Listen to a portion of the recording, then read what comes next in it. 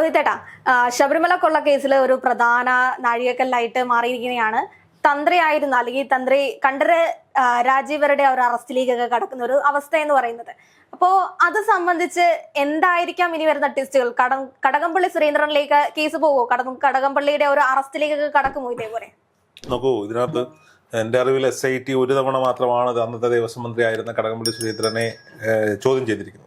ഇപ്പോൾ തന്ത്രിയായിരുന്ന കണ്ഠര് രാജീവ്, തന്ത്രി കുടുംബത്തിലെ ഏറ്റവും പ്രധാനിയും ആളുകളൊക്കെ ദൈവതുല്യനായി കാണുകയും ശബരിമല എത്തിയാൽ അയ്യപ്പനെ ഒരു നിമിഷം മാത്രം കണ്ടുപോയിട്ട് തിരിച്ച് തന്ത്രിയുടെ മുന്നിലെത്തി ദക്ഷിണയിട്ട് കാൽ തൊട്ട് വന്ദിച്ചിരുന്ന രാജീവരുടെ തന്ത്രി. പക്ഷെ ആ കൂട്ടത്തിൽ അല്പം ഭേദമുള്ള മാന്യമായി സംസാരിക്കുന്ന ഒരു മുഖമായിരുന്ന ഒരു തന്ത്രി. ഇപ്പോൾ ഒരു തന്ത്രി എന്നൊക്കെ പറയുമ്പോൾ ഹൈന്ദവാചാര പ്രകാരം അത്രത്തോളം ഉന്നതമായ സ്ഥാനങ്ങൾ കൊടുത്ത് കൽപ്പിച്ച് മുന്നോട്ട് പോകുന്ന ഒരു മനുഷ്യനാണ് തന്ത്രി എന്ന് പറയുന്നത്. അപ്പോൾ അദ്ദേഹത്തിന്റെ അറസ്റ്റ്, ഇപ്പം ഞാൻ പറഞ്ഞത് കടകംപള്ളി സുരേന്ദ്രനെ ഒരു തവണ മാത്രമാണ് ചോദ്യം ചെയ്തിട്ടുള്ളത്, പക്ഷേ അറസ്റ്റ് രേഖപ്പെടുത്തിയിട്ടില്ല.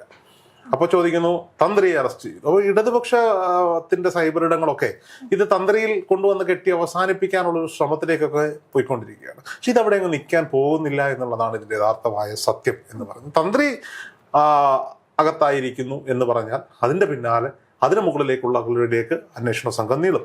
കാരണം എന്താണെന്നറിയോ, ഇപ്പോൾ ഒരു ഭാഗം ആളുകളെങ്കിലും പറയുന്നുണ്ട്, ഇപ്പോൾ രാഹുൽ ഈശ്വറിന്റെ ചർച്ചകളും വാദമുഖങ്ങളും നമ്മൾ കാണുകയാണ്.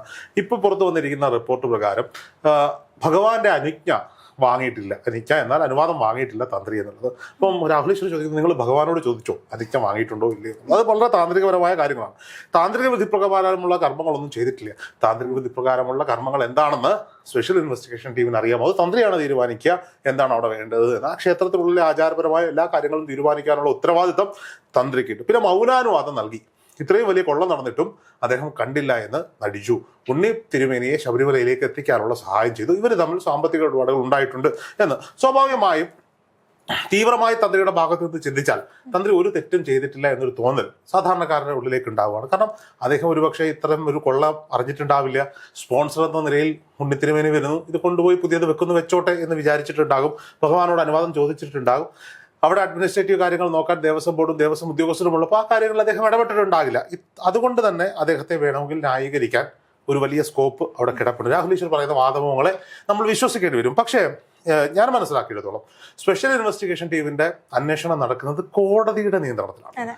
അത് പിണറായി വിജയന്റെയോ സർക്കാരിന്റെയോ നിയന്ത്രണത്തിലല്ല. അതുകൊണ്ടാണ് കടകംപള്ളി സുരേന്ദ്രനെ അറസ്റ്റ് ചെയ്യപ്പെട്ടതും പത്മകുമാർ അകത്താക്കപ്പെട്ടതും ഈ പറയപ്പെട്ട വാസു അകത്തായത് അതുകൊണ്ട് മാത്രമാണ്. അല്ലാതെ ഇടതുപക്ഷം പറയുന്ന പോലെ ഭരിക്കുന്നത് പിണറായി വിജയനാണ്, തെറ്റു ചെയ്ത് സഖാവാണെങ്കിലും അകത്തിടും എന്ന് പറയുന്നതല്ല ന്യായം. ഇത് കോടതിയുടെ നേതൃത്വത്തിൽ കോടതിയുടെ നിയന്ത്രണത്തിൽ നടക്കുന്ന മേൽനോട്ടത്തിൽ നടക്കുന്ന അന്വേഷണമാണ്. അതുകൊണ്ട് തന്നെ ഈ പറയപ്പെടുന്ന തന്ത്രി അറസ്റ്റ് ചെയ്യപ്പെട്ടിട്ടുണ്ടെങ്കിൽ കൃത്യമായ തെളിവുകൾ, ഈ പുറത്തു വന്ന രേഖകൾക്കപ്പുറത്ത് കൃത്യമായ തെളിവുകൾ സ്പെഷ്യൽ ഇൻവെസ്റ്റിഗേഷൻ ടീമിന്റെ പക്കലുണ്ട് എന്ന് നമ്മൾ വിശ്വസിച്ചേ മതിയാകൂ. അപ്പോൾ ഈ പറയുന്ന രീതിയിൽ കൂടുതൽ തെളിവുകൾ ശേഖരിക്കുകയാണെങ്കിൽ, കൂടുതൽ തെളിവുകൾ കടകംപള്ളിയിലേക്ക് എത്തുകയാണെങ്കിൽ അടുത്ത അറസ്റ്റ് എന്ന് പറയുന്നത് കടകംപള്ളിയിലേക്ക് തന്നെയായിരിക്കും. അല്ല, അത് നമുക്ക് പ്രെഡിക്റ്റ് ചെയ്യാൻ പറ്റില്ല. ഞാൻ ഈ തന്ത്രിയിൽ നിർത്തിക്കൊണ്ടാണ് പറയുന്നത്. കടകംപള്ളിക്ക് മുകളിലേക്ക് ഇനി ആരെങ്കിലും ഉണ്ടെങ്കിലോ അറിയാൻ പറ്റും. അല്ലെങ്കിൽ കടകംപള്ളിയിൽ നിരപരാധിയാണെങ്കിലോ നമ്മൾ വെറുതെ ഒരു ആരോപണം എടുത്ത് മുന്നിട്ടിടരുത്. പക്ഷെ ഒരുപക്ഷെ നമുക്കറിയാം, സർക്കാരിൽ മന്ത്രിയായിരുന്ന സമയത്ത് അഴിമതി കേസിൽ ആദ്യമായി ശിക്ഷിക്കപ്പെടുന്ന ഒരു രാഷ്ട്രീയ നേതാവിന്റെ പേര് R ബാലകൃഷ്ണപിള്ളയാണ്. ആ കേസിൽ, ഇടമലയാർ കേസിൽ R ബാലകൃഷ്ണപിള്ള തെറ്റ് ചെയ്തത് എന്താണെന്ന് അറിയോ? പുള്ളി കോടികൾ സമ്പാദിച്ചു, നല്ല കേസ്. അവിടെ അഴിമതി നടന്നിട്ട് അത് മന്ത്രി അറിഞ്ഞില്ല എന്നുള്ളതാണ് കേസ്. മന്ത്രിയായിരിക്കെ അദ്ദേഹം അത് അറിഞ്ഞില്ല, അദ്ദേഹം അതിന് മൗനാനുവാദം നൽകി എന്നുള്ളതാണ് കേസ്.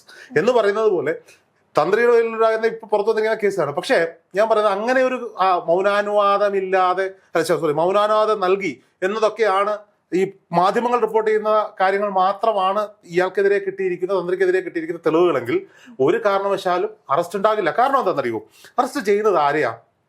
കേരളത്തിലെ ഏറ്റവും വലിയ ആരാധനാലയമായ ശബരിമലയിലെ തന്ത്രി മുഖ്യനെയാണ്. ഇപ്പൊ അദ്ദേഹത്തിന്റെ മകനാണെന്ന് തോന്നുന്നു ഇപ്പോൾ എടുത്ത തന്ത്രി. അപ്പൊ അവരുടെ പരമ്പരയാണ്. അപ്പോ അങ്ങനെ ഒരാളെ, അങ്ങനെ ഒരു തന്ത്രി തിരുമേനി ഭയങ്കര മഹത്വം കൽപ്പിച്ചു കൊടുക്കാൻ പറ്റുന്ന ഒരു മനുഷ്യനെ അറസ്റ്റ് ചെയ്യപ്പെടുമ്പോൾ അയാൾ നിരപരാധിയാണെങ്കിൽ സ്വാഭാവികമായും ഇവിടുത്തെ ഹൈന്ദവ സംഘടനകൾ എന്ത് ചെയ്യും? കലാപക്കൊടി ഉയർത്തും, ഇല്ലേ? അത് ഇവിടെ തെരുവുകളിലേക്ക് കലാപം പടരാനുള്ള സാധ്യതകളുണ്ട്.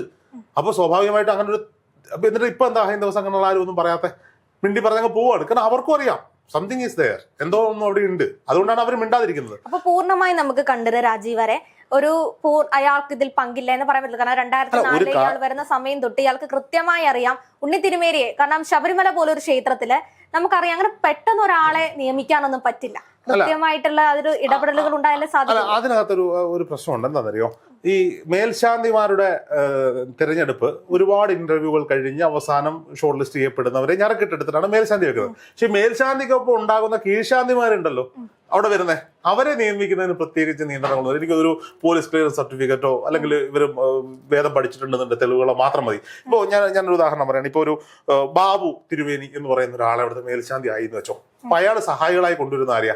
അയാളുടെ അളിയൻ, പെങ്ങടെ മകൻ, ചിറ്റപ്പൻ, കുഞ്ഞമ്മയുടെ ഭർത്താവ്, ഇങ്ങനെയൊക്കെയുള്ള ബന്ധുമിത്രാദികളെയാണ് കൊണ്ടുവരുന്നത്. കാരണം എന്താണെന്നറിയോ, ഇവിടെ നിന്ന് കിട്ടുന്ന വരുമാനം വലുതാണ്. ഞാൻ പറയുന്നത് എല്ലാവരിലും അല്ല, ഇവിടെ നിന്ന് വരുമാനം അത് കൃത്യമായി ഓപ്പറേറ്റ് ചെയ്യാൻ പറ്റുന്ന ആളുകളെ മാത്രമേ എന്ത് ചെയ്യുള്ളൂ, അങ്ങോട്ടേക്ക് കൊണ്ടുവരുള്ളൂ. നമുക്കറിയാവുന്ന ഒരുപാട് പേര് ഇത്തരത്തിൽ അവിടുത്തെ മേൽശാന്തിമാരോടൊപ്പം സഹായികളായി അവിടെ പോയിട്ടുണ്ട്. ഒരു വർഷക്കാലത്തോളം അവിടെ സേവനം അനുഷ്ഠിച്ചിട്ടുണ്ട്. അപ്പൊ മേൽശാന്തിയുടെ സഹായിയായി വരുന്നു. ഇനി മേൽശാന്തിയായുടെ സഹായിയായി ഇയാളെ റെക്കമെൻഡ് ചെയ്തത് തന്ത്രി രാജീവരാണ് എന്നൊരു വാദമുണ്ട്. ബാംഗ്ലൂരിൽ ഈ പറയപ്പെടുന്ന ഉണ്ണിപ്പോറ്റി ശാന്തിയായിരുന്ന ക്ഷേത്രത്തിൽ തുടങ്ങിയ പരിചയം പിന്നീട് അങ്ങോട്ട് വന്നതാണ്. ഒരു പക്ഷെ അവിടെയും ഈ രാജീവരെ സപ്പോർട്ട് ചെയ്യുന്നവർക്ക് പറയാം, അറിയാവുന്ന ഒരു തിരുവേനിയെ റെക്കമെൻഡ് ചെയ്തു, അവിടെ വന്ന് അയാൾ അവിടുത്തെ കളം പിടിച്ചു കഴിഞ്ഞപ്പോൾ സ്പോൺസറൊക്കെ ആയി വന്നപ്പോൾ അവർ തമ്മിൽ ബന്ധമുണ്ടായിരുന്നിരിക്കാം. അപ്പോഴും എന്റെ ചോദ്യം, കോടതിയുടെ നിയന്ത്രണത്തിൽ നടക്കുന്ന സ്പെഷ്യൽ ഇൻവെസ്റ്റിഗേഷൻ ടീം വെറുതെ ഒരാളെ അറസ്റ്റ് ചെയ്യില്ല.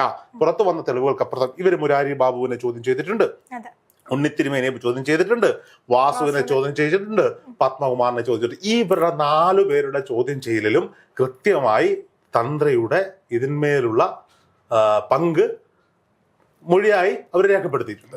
അതിന്റെ തെളിവ് പറഞ്ഞു തീർത്തോട്ടെ, അതിന്റെ തെളിവുകൾ അവർ സമാഹരിച്ചിട്ടുണ്ട്. അതുകൊണ്ടാണ് ഈ നിങ്ങൾ ഇന്നലെ വിചാരിക്കുന്നത് പോലെ ഇന്നലെ ഒരു ദിവസം മാത്രമല്ല ഈ പറയപ്പെടുന്ന തന്ത്രി ഇങ്ങോട്ട് വിളിച്ചു, ചോദ്യം ചെയ്തു, അറസ്റ്റ് ചെയ്തു. അതല്ല, ഇത് എന്റെ അറിവിൽ 3-ാമത്തെയോ 4-ാമത്തെയോ ചോദ്യം ചെയ്യലാണ് കഴിഞ്ഞ ദിവസം നടന്നത്. അതൊരു ഈ കഴിഞ്ഞ 3 തെരഞ്ഞെടുപ്പ് ചോദ്യം ചെയ്യലുകളിലും മറ്റവർ നൽകിയ മൊഴിയുടെ അടിസ്ഥാനത്തിൽ ചോദ്യങ്ങൾ ഉണ്ടാവാം, മൊഴിയിൽ വൈരുദ്ധ്യങ്ങൾ ഉണ്ടായിരിക്കാം, തെളിവുകൾ സമാഹരിക്കപ്പെട്ടിട്ടുണ്ടാകാം. ഈ തെളിവുകൾ കോടതിയെ കാണിച്ച് കോടതിയുടെ അനുവാദത്തോടു കൂടി തന്നെയായിരിക്കും ഈ അറസ്റ്റ് രേഖപ്പെടുത്തിയത്. ഇനി അവിടെ ഭരണകൂടത്തിന്റെ ഇടപെടലാണ്, ഇയാൾ കൊണ്ട് കെട്ടാനാണ് എന്ന് പറഞ്ഞാലും ഈ കേസ് നേരെ കോടതിയിലേക്ക് പോയി. ഇന്നലെ കോടതിയുടെ മുന്നിൽ ഇവരുടെ പ്രഗത്ഭരായ വക്കീലന്മാർ ജാമ്യത്തിന് വേണ്ടി വാദിച്ചു. കോടതി 14 ദിവസത്തേക്ക് റിമാൻഡ് ചെയ്തു. കോടതി പരിഗണിക്കില്ലേ അയാളുടെ പൊസിഷനിങ്? രാഹുൽ മാങ്കൂട്ടത്തിന്റെ വിഷയത്തിൽ കോടതി എന്താ പറഞ്ഞേ, അറസ്റ്റ് ചെയ്യാൻ പാടില്ല. കാര്യം എന്താ, രാഹുൽ ഉത്തരവാദിത്തപ്പെട്ട MLA ആണ്, ഈ നാട്ടിൽ തന്നെ ഉണ്ടാവും, അന്വേഷണത്തോട് സഹകരിക്കാൻ അയാൾ തയ്യാറാണ്. ഇവിടെ അങ്ങനെ ഒരു ലൂപ്പ് ഹോൾ ഇല്ല. കൃത്യമായ തെളിവുകൾ ലഭിച്ചിരിക്കുന്നു. ഇയാൾ എന്താണ് കുറ്റം ചെയ്തിട്ടുണ്ട് എന്ന് കോടതിയുടെ മുന്നിൽ തെളിവുകൾ വെച്ച് വാദിച്ചപ്പോൾ 14 ദിവസത്തേക്ക് റിമാൻഡ് ചെയ്തു. നമ്മൾ മനസ്സിലാക്കേണ്ട ഒരു കാര്യമാണ്. അപ്പോൾ കോടതിക്ക് മുന്നിൽ എന്തുണ്ട്, തെളിവുകൾ ഹാജരാക്കാൻ സാധിച്ചിട്ടുണ്ട്. ഇത് ഇത്രയും സെൻസിറ്റീവ് കേസായതുകൊണ്ട് ഹിഡൻ തെളിവുകളാകാനുള്ള സാധ്യതകൾ ഉണ്ട്. അടച്ചിട്ട മുറിയിലായിരിക്കും ഇതിന്റെ വാദം നടക്കാൻ പോവുക. കാര്യം എന്താണെന്നറിയോ, ഭക്തജനങ്ങൾ ഇളകും. ഇതിന്റെ ഒരു വലിയ തീവ്രത വന്നാൽ ഭക്തജനങ്ങൾ വേണമെങ്കിൽ തന്ത്രിയെ ന്യായീകരിക്കുന്നവർക്ക് ഇങ്ങനെ വാദിക്കാം. ശബരിമല സ്ത്രീ പ്രവേശന സമയത്ത് സ്ത്രീകളെ ഭരണകൂടം ഈ പറയപ്പെടുന്ന സന്നിധാനത്തേക്ക് എത്തിയപ്പോൾ ഭക്തജനങ്ങളുടെ പ്രഷർ മാനിച്ച് നടയടച്ച ആളാണ് ഈ തന്ത്രി. ഇനി ഈ സർക്കാരുകളുടെ നിലപാടുകൾക്കപ്പുറത്തേക്ക് സ്ത്രീ പ്രവേശനം നടന്നതിന്റെ പേരിൽ ശുദ്ധിക്രിയകൾ ചെയ്ത ആളാണ് ഈ തന്ത്രി. അതുകൊണ്ട് CPM-ന് പിണറായി വിജയന് ഈ തന്ത്രിയോട് എതിർപ്പുണ്ട്, തന്ത്രി കേസ് കൊടുക്കി എന്ന് വാദിക്കണം. അങ്ങനെ ഒരു വാദമുഖം മുന്നോട്ടിടുകയാണ്. ആരും കാണാതെ പോകുന്ന ഒരു വാദമുഖമുണ്ട്. പക്ഷെ അതിനും അപ്പുറത്തേക്ക് ഇത് നിയമമാണ്, അന്വേഷിക്കുന്ന ചെറിയ കക്ഷികളല്ല, കോടതിയാണ്. അപ്പോൾ സ്വാഭാവികമായും അവിടെ ഇനി ഈ അറസ്റ്റ് ചെയ്യപ്പെട്ടവരുടെയൊക്കെ ചോദ്യം ചെയ്യലുകൾ, തെളിവെടുപ്പുകൾക്ക് ശേഷം ദേവസ്വം മന്ത്രിയെ വീണ്ടും ചോദ്യം ചെയ്യും. അന്നത്തെ ദേവസ്വം മന്ത്രി അന്ന് അയാൾ തെറ്റുകാരനാണെങ്കിൽ ഉറപ്പായും അയാളുടെ അറസ്റ്റിലേക്ക് പോകും. ഇനി അതിന് മുകളിലേക്ക് ഉന്നതരുണ്ടായിട്ടുണ്ടെങ്കിൽ അന്വേഷണം നടക്കും.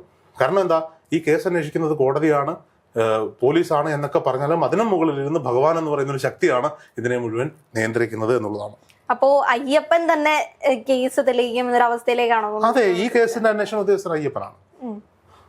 ഈ കേസിന്റെ അന്വേഷണം എന്താണെന്നറിയോ, ഇനി ഈ കണ്ഠരര് രാജീവര് ഇദ്ദേഹം ഈ കേസിൽ തെറ്റൊന്നും ചെയ്തില്ലാതിരിക്കട്ടെ. ഇത് അദ്ദേഹം പല കാര്യങ്ങൾ കൊണ്ട് ശബരിമലയുമായി ബന്ധപ്പെട്ട പല വിഷയങ്ങളിൽ അദ്ദേഹത്തിനോട് എതിർപ്പുള്ള എത്രയോ പേരുണ്ടെന്നറിയോ? തീർച്ചയായിട്ടും. ഇനി 1902 ഈ താഴമൺ കുടുംബത്തിന് തന്ത്രിസ്ഥാനം കിട്ടുന്നത്. എന്ന് വെച്ചാൽ 98-ഉം 25-ഉം 123 വർഷം മാത്രമേ ഈ താഴമൺ കുടുംബത്തിന് ഈ തന്ത്രിസ്ഥാനം കിട്ടിയുള്ളൂ. പക്ഷെ ഇവരെന്താ പറയുന്നത്, പരശുരാമൻ പിടിച്ചേൽപ്പിച്ചു, അതാണ് ഇവരുടെ കുടുംബത്തിന് എന്ന വാഗ്വാദങ്ങൾ ഉയർത്തിക്കൊണ്ട് അവിടുത്തെ ആചാരങ്ങളിലും വിശ്വാസങ്ങളിലും ഒക്കെ കലർപ്പുണ്ടാക്കാൻ ഇവർ ശ്രമിച്ചിട്ടുണ്ട്. ഇവര് ഈ ശബരിമല ശാസ്താവുണ്ടല്ലോ, അയ്യപ്പൻ ശാസ്താവ്, ആ ക്ഷേത്രവും മറ്റു കാര്യങ്ങളും ഇട്ട് ബാക്കിയുള്ളതിൽ മുഴുവൻ ആചാരപരമായ വിശ്വാസപരമായ തെറ്റിദ്ധാരണകൾ ജനിപ്പിക്കുന്ന തരത്തിലേക്ക് ഉള്ള മൂവ്മെന്റുകൾ ഇവർ നടത്തിയിട്ടുണ്ട്. ഈ താൻ നിരന്തരം ചെയ്യുന്ന പാപങ്ങൾ അനുഭവിച്ചേ വരൂ എന്ന് നമ്മൾ കേട്ടിട്ടില്ലേ എന്ന് പറയുന്നത് പോലെ ചെയ്ത കർമ്മങ്ങൾക്ക് ആ കർമ്മദോഷങ്ങൾ കിടക്കുകയാണ്, അതിൻ്റെയൊക്കെ അനുഭവിക്കണം. അതുകൊണ്ടാണ് ഇദ്ദേഹം ഇത് കേൾക്കുന്നത് എന്നുള്ളതാണ്. എന്തായാലും തെളിവുകൾ പിന്നാലെ പുറത്തു വരട്ടെ. എന്തുകൊണ്ടാണ് ഈ പറയപ്പെടുന്ന ഹൈന്ദവ സംഘടനകളൊന്നും ഇതിൽ അഭിപ്രായം പറയാത്തതെന്ന് വെച്ചാൽ അവർക്ക് ഉത്തമമായ ബോധ്യമുണ്ട്, ഇത് വെറുതെ അല്ല, ഇത് വലിയ സംഭവമാണ്. ഇടതുപക്ഷം ഒരു കാരണവശാലും തന്ത്രിയിൽ കൊണ്ട് കെട്ടി ഇത് അവസാനിപ്പിക്കാമെന്ന് വിചാരിക്കേണ്ട, ഇത് ഇവിടെ കൊണ്ട് തീരില്ല.